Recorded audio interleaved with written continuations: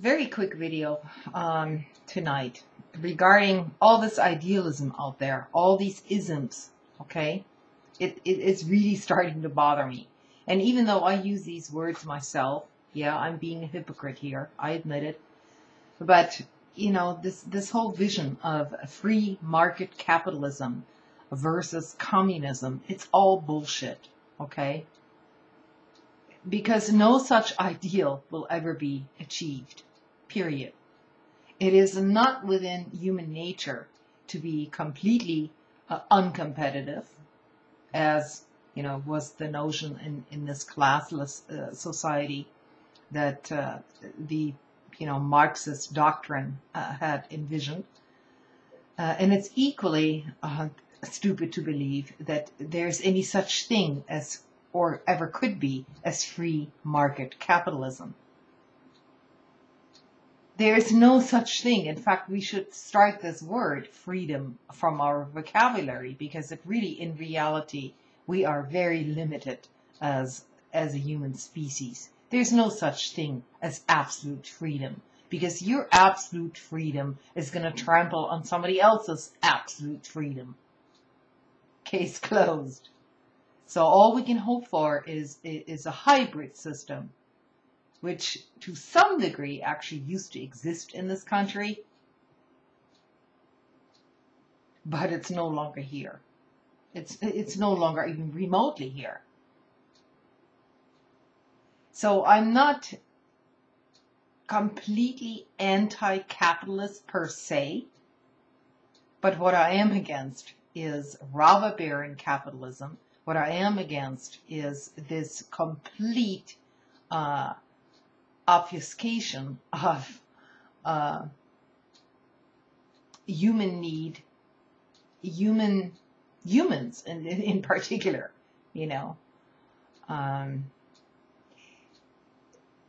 profit over people and so on.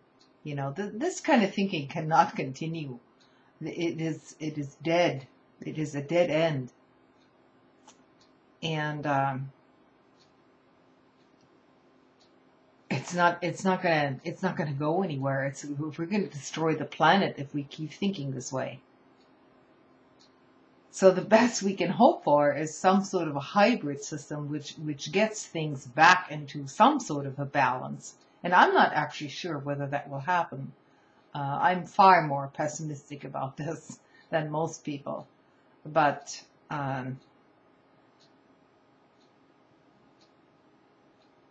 I guess that's what I wanted to say.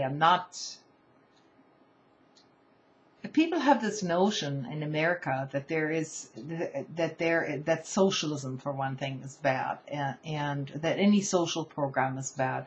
Well, guess what? The founding fathers weren't against socialism. They actually, promoted the greater good, didn't they?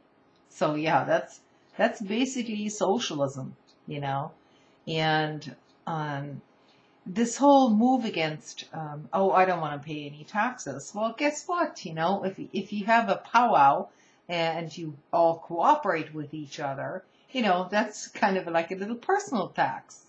There's give and take.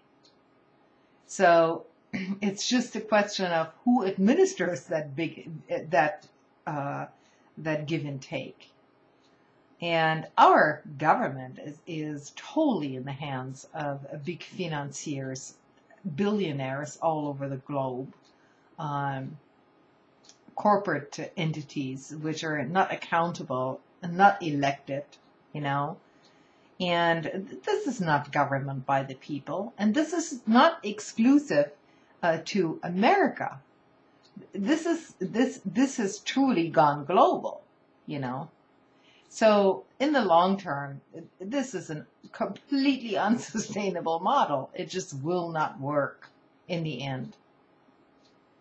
So we have to find other solutions other than fighting each other, heaven forbid some civil war, here in America.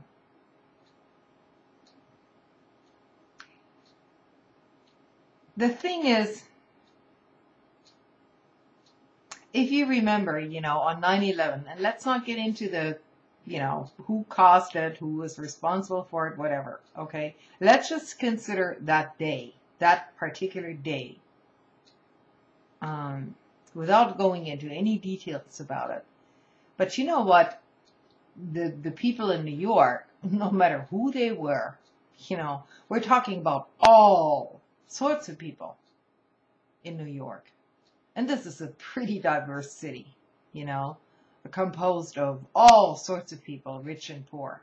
They all came together on that day, and they helped each other out. And they were all equally shocked about what happened. And they all, lent a helping hand. But how long did that last? Well, it lasted, until Bush got up on his little high perch and said, yeah, let's all go back to shopping. That's about how long it lasted,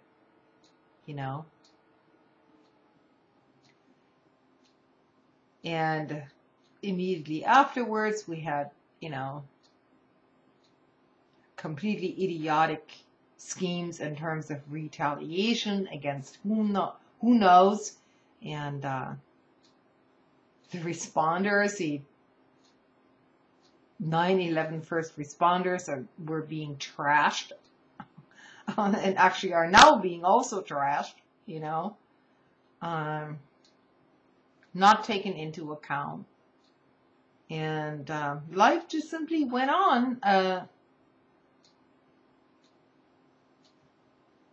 3 years later, life just simply went on as if nothing had happened for most citizens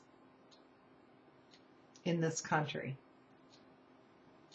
And that's the big danger, because it isn't just 9/11. It's our whole way of thinking that you can have quick fixes to big problems.